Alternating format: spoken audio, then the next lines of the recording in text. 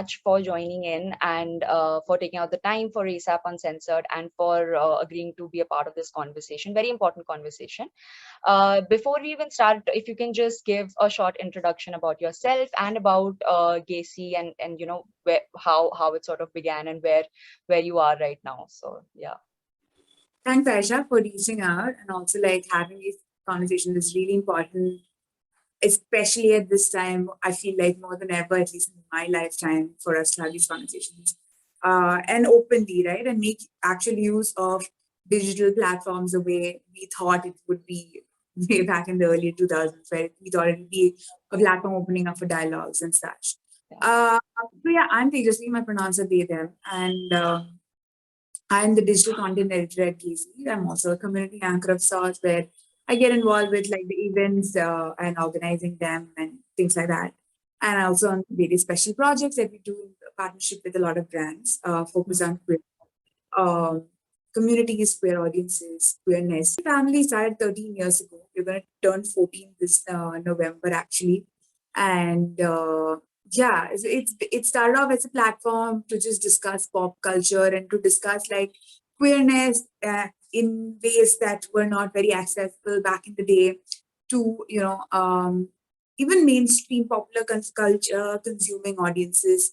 And it was just a blog and it was just a podcast of these young Soho people who wanted to like talk about themselves and talk about finding spaces for themselves and connect with other queer folks, right? Whether it was to date, whether it was to form a community, all of that. And slowly, like, as the platform grew, obviously now we are more journalistic in our approach. We have like very seriously, like we take our events very seriously. We want to make sure that these are safe space for people to enter and really have a nice time at. We make sure that they're sensitized to people's various genders and sexualities, and we make sure that it's accepting and it's also like safe in terms of like how people behave with each other. So yeah, we've come a long way. And yeah, that's what Gacy Family is about. It's about making sure that we are feminists, we are queer feminists, and people of all genders and sexualities are welcome. We want to deconstruct how this normative nature of cis heteronormative nature and ableist nature has come to be the norm. And that's what most of our story is about. We want to make sure that we are anti-caste and we are constantly like learning and constantly trying to involve people and making sure we are enabling them with resources that we have, assets we have, and yeah, that's how we are approaching. And also, we are disability aware, and we are constantly working towards being disability inclusive because these are two major things that we've heard, especially in the Indian subcontinent, about how the queer Pride marches are not inclusive, right? They're not inclusive of people with disabilities, and they kind of gatekeep it. They gatekeep these community spaces from people who are, from oppressed caste and also religions. Yeah. So yeah. Absolutely. No, definitely. I think the part about being inclusive and the kind of the approach that Gacy has, it's very self-evident as well. And like you said, I think it's sort of a learning one in terms of being truly representative and not just tokenistic.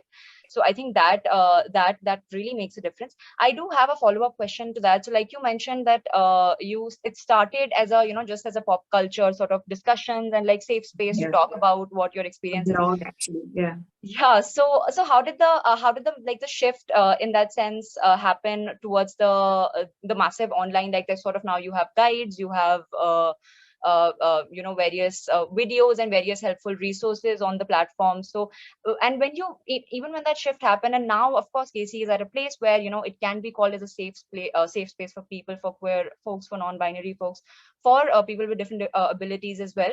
But I'm sure initially you would have had some backlash. You would have had people who did not align with these ideologies, or people who have been homophobic. I'm sure there must have been some sort of backlash. Some in the sense, was it mainly just from the society that you like in the form of trolling or comments or spamming, or was it something that you also experienced direct threat, like surveillance, or your posts getting taken down, or more sort of structural sort of I would say violence, because that's what it is when you're trying to shut down such important voices. So what was your experience in the, when it all started, when it was getting the attention that it deserved?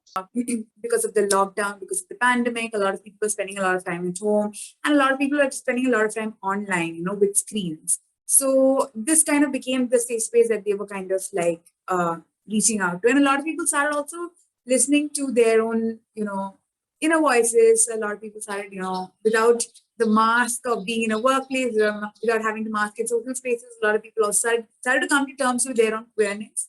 So that was a huge shift which probably pushed people to reach out to online platforms like AZ to kind of find a community, find a safe space, find conversations that resonated with them. And secondly, there is a huge shift in corporate, approach to DE&I that has been like the buzzword, especially over the past year. A lot more corporates are trying to do it. A lot more corporates want to be seen. It's an employer branding initiative. It's an HR initiative. So more and more people are trying to be more sensitive, also like be woke in certain ways. So that's another reason why platforms like these have also kind of gained traction over the past couple of years. And in response to this, so these are the supporting factors, right? And of course, response to this, there are people who have trolled us. There are people who, even within the own queer community, there are people who are castists. There are people who are ableist. There are people who are not very supportive of religious communities besides like the dominant one in this country. And so we regularly receive backlash from a lot of people within the community itself. Like there are a lot of times when I think I had written about the femme ad. That was like a eye-opening moment for me. I written about the femme ad and said that this is not what queerness is about.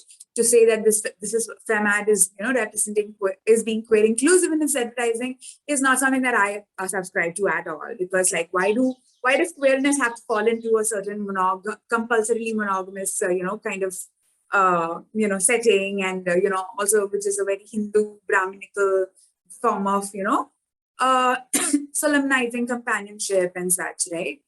And I say this as someone who is Hindu and comes from a Savarna family, Brahmin family. So I felt like I had the space to say that.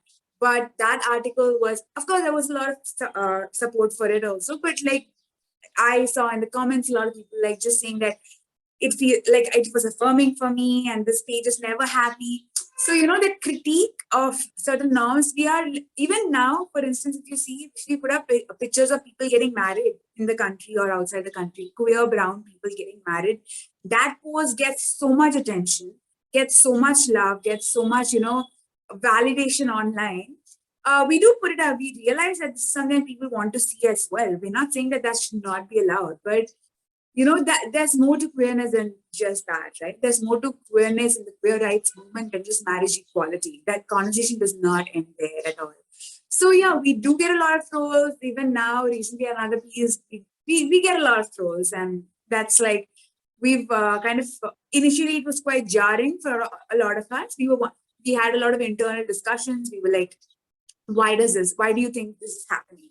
Why are people kind of interpreting us to say things that we aren't? And even when it comes to pop culture critique, we try to platform all sorts of voices. Some people like certain movies, even though even when they share certain identities, and even though they have certain things that are not up to the mark, so to speak, other people are critical.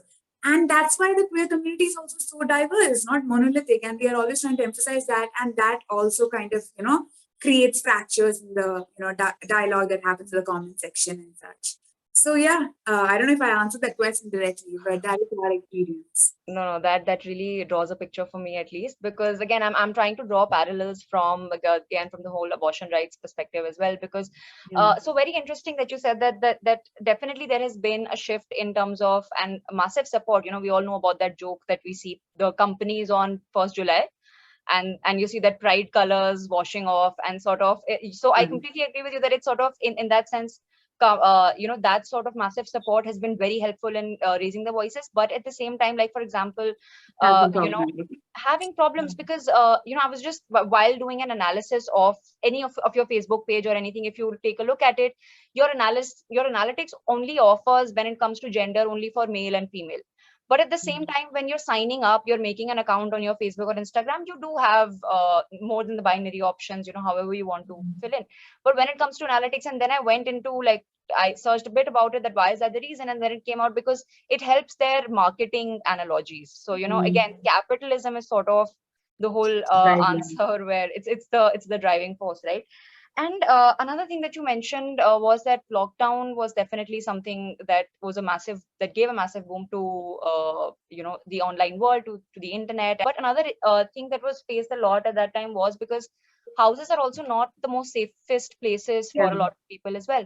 And what was that like? Was that challenge also there for you? Like, how to deal with such situation? How do you reach out to people like that? Yeah. So yeah, one way is like, see, when the home is an unsafe space, one of the biggest coping mechanisms is like the digital world, True. right? Yeah. So we wanted to make sure that it was that we were offering that. At the end of the day, we are a media platform. It might seem like we have a huge presence, we have lots of resources, but like we have huge resources, and that's what we're working with. And there is of course a lot of structural issues that limit us from working at the true, whatever we think is our true potential, the true extent that we could grow into, right? We did amplify a lot of funding requests. We did from our earnings. We regularly also contribute to different people, and also individually we try to contribute. One thing that we did was, like, I think even in terms of the brands that we work with, one of the largest running campaigns that we have with the brand, which is also like regular and it's not just Pride Month focus, is Tinder, right? So we have a long running campaign with them called Queer series. So another thing that we launched during the second lockdown, which is I think 2021, we launched something with them where it was called Queer Made.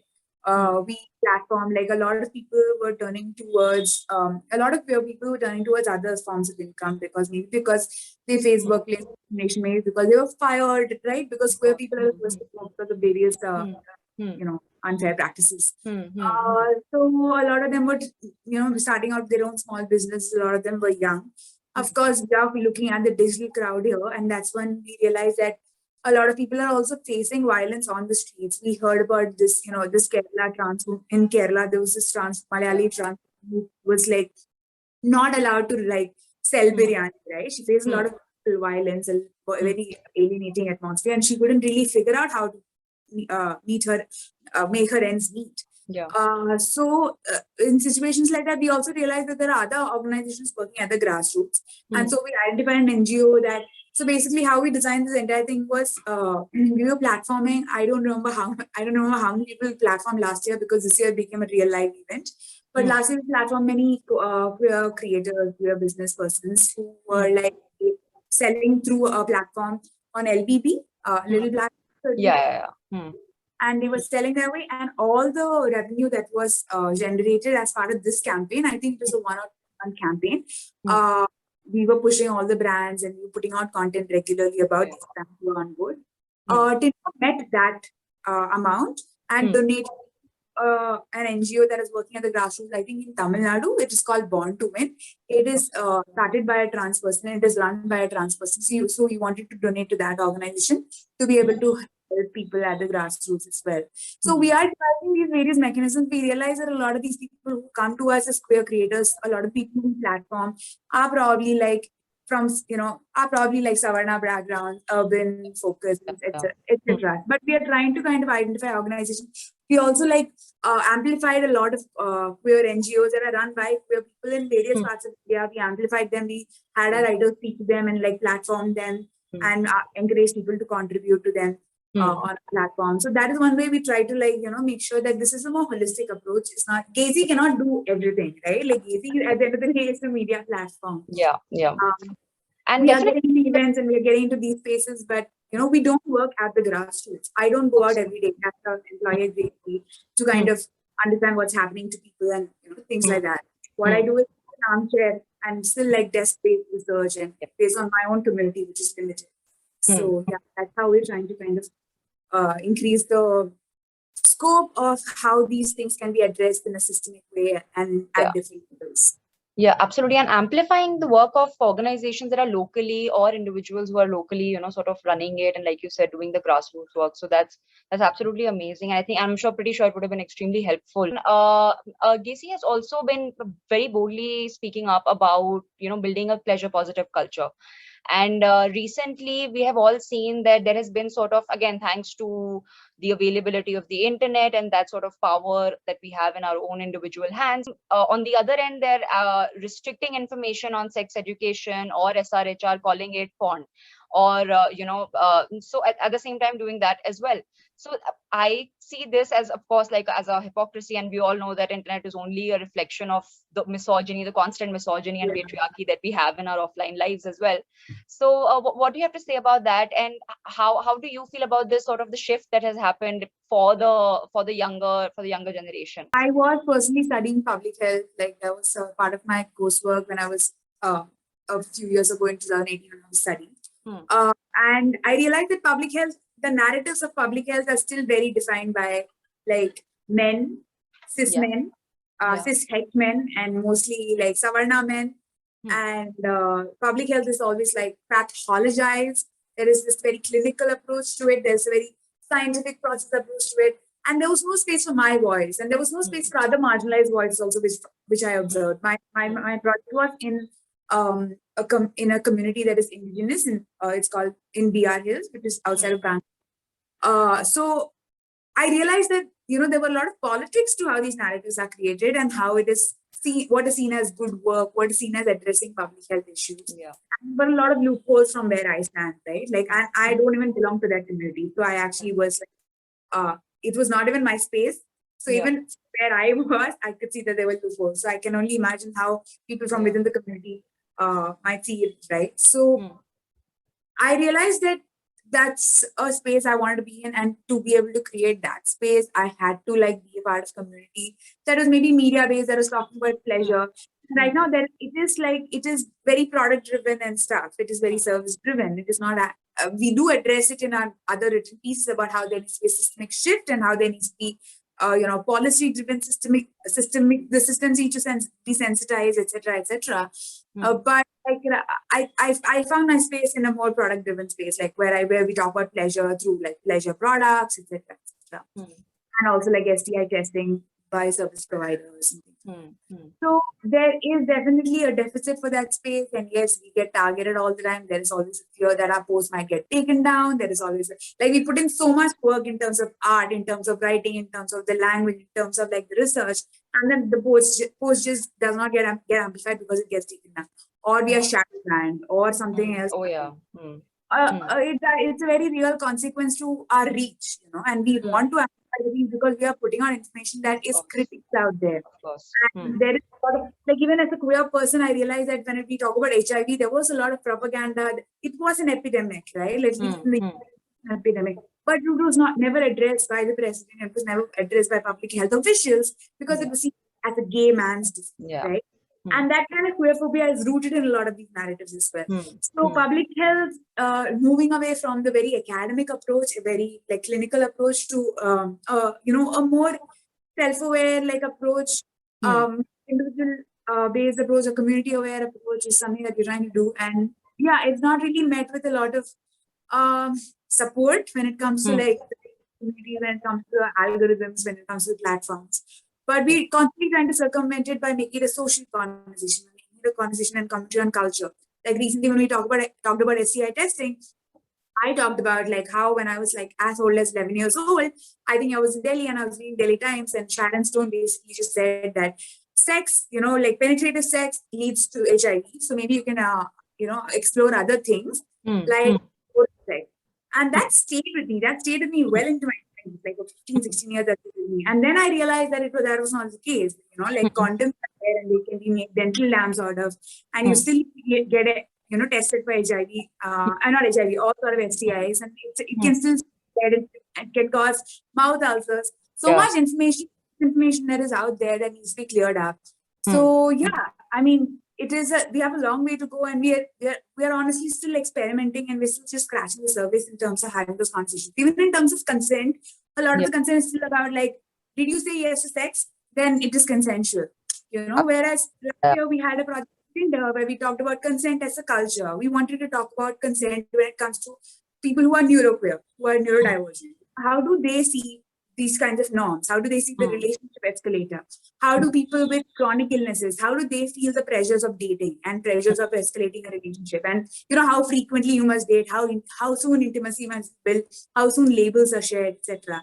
And people with disabilities, people who are queer generally, and who are at the risk of many mental health issues and things like that. How are they navigating these things? So yeah, we are experimenting, we are putting our voice out there, but we really like figuring out how to have a more holistic conversation, how to really impact policy and how to really impact community initiatives like sex education in schools. Like that's still not gender sensitization in schools. That's still not something that really happens much or has at all really. So yeah, these are just experiments that we're having given our space that we have online. Because you brought up public health, and I mean, we all saw the kind of challenges that we've been facing, that we have in our public health system during the whole COVID time, and it was a big revelation. We don't have a public. I think that puts it best. But again at that time also, this conversation was coming up that okay, so now rich people are not finding beds and upper caste people are not finding beds. So now it's a big issue, when it has been an issue for a lot of marginalized people for a long time back. And even when we come to gender perspective as well, a lot of non-binary persons, even for them to access basic services. So we work a lot with medical students and doctors. One thing that keeps coming up is that medical students or doctors, they're never sort of told about the social issues that are out there. They're never sort of sensitized about gender or or those things. These conversations rarely ever happen in the medical curriculum.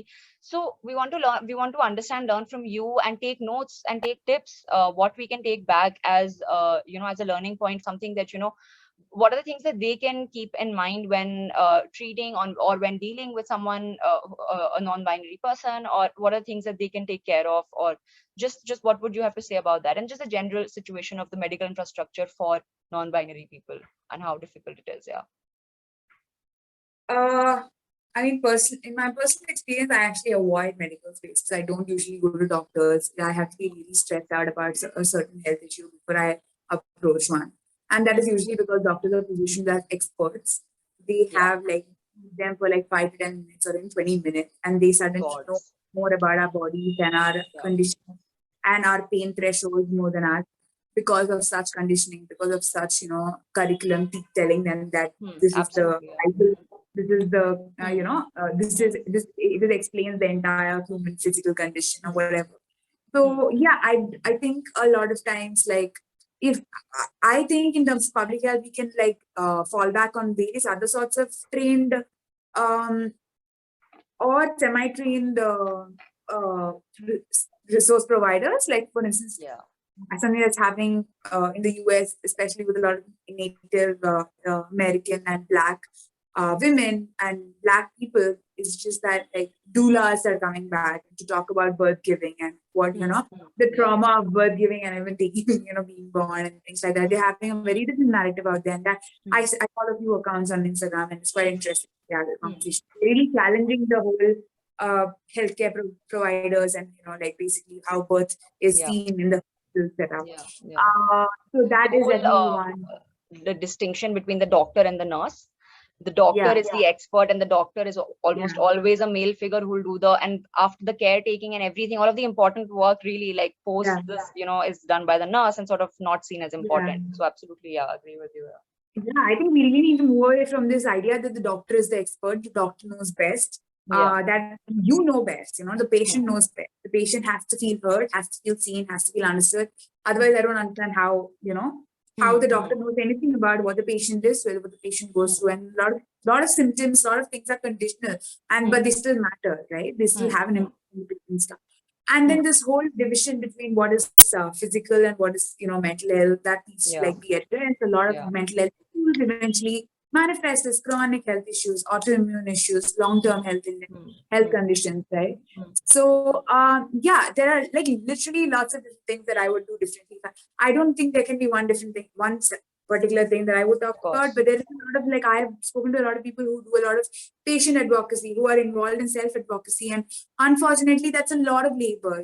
You have to shop around to find a therapist who works for us. So we have to shop around to find a doctor who believes that a lot of our chronic pains are actually real. A lot of times people are dismissed based on their gender, based on the gender presentation, expression, whatever, how a doctor is perceiving it. So there are a lot of these biases, and there is no real expertise out there besides what is really positioned and what is really branded as expertise. So yeah, I think that is one of the biggest things that I would take away. Doctors need to start listening more and stop giving unsolicited advice. A gynecologist who went viral on Twitter and saying that, you sound woke, you wanting us to sound woke, I'm trans affirming and everything, but I don't think when we are asking people who are married, we know how we're approaching that. So basically she was trying to say that she's very socially sensitive, but that's not the case. Regardless of, there are experiences that I can't access being a person of a certain socio-economic background. But if I'm as a doctor, still having patients who come to me from different backgrounds, and I need to be able to listen to their approach, listen to what their limitations are, listen to what their resources look like. I can't really, and asking someone and trying to be very coy about it is not the doctor's position at all. The doctor has to normalize these conversations, say you're well within your rights, and have be an advocate for certain educational initiatives, right? So the doctor is still very, very politically fraught in that sense, and it might come from how gate-kept a lot of our medical institutions are, and how it is very not accessible to people. We've read it historically, even in other parts of the world, where in Japan, a lot of women qualified for certain, positions, and not positions, but to access certain medical education, right? And not allowed simply because of their gender. So I would be surprised if things like that have been done in India, based on your caste, based on gender, based on or even based on favoritism, nepotism. It's quite common, and based on how much money you have to kind of secure a seat, to fund your education. So in a lot of ways, these things are gate kept. And when, let's say, queer people themselves they are disowned by their household, they are abused. How are we expected to have resources to kind of, access their education? And even when we access their education, recently somebody had said, how ableism is not just about whether I'm able to access their education, but how the curriculum and pedagogy are designed. Are they ableist? The curriculum itself invisibilizing. Is the curriculum itself as an expert and institutionally gaslighting my experience, saying your experience do not count.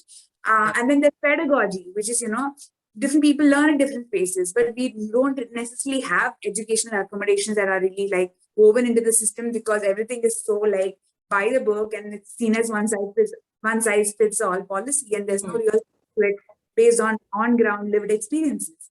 So even medical reporting, if you see a lot of healthcare media that is happening right now, so many times, I've seen, especially over the past couple of years, so disturbing. So many times seen as woman who thought she was a woman was admitted into hospital and then found out she was a man. What does that even mean? It might be a hormonal imbalance. And very leading published dailies, publications. They really talk about this, and there is no real sensitization. Absolutely. People don't really understand what healthcare is, what medical assistance is, and what is expertise in the large sense, and who has the ability for their expertise, and who has an expertise on their own bodies and their own conditions. There needs to be a collective shift that needs to happen, and it has to be a systemic revolution of sorts. So, and it has to be very deep rooted, because what you said about the profession being just scapegoat, I think it has to do with its origin and its history. Right since the beginning, it has been something that has been led by completely cisgendered white men exploiting bodies. So the whole, I think we need to relook at the whole infrastructure, and we need to relook at what we are really positioning as the expertise. What we are positioning as healthcare is not often healthcare. And we need more people in sort of the decision making processes as well, and we need doctors and medical students to have more conversations with non-binary persons and with women to understand really the issues that are there and how they can address it. We need to do a lot more work, but hopefully we'll get there.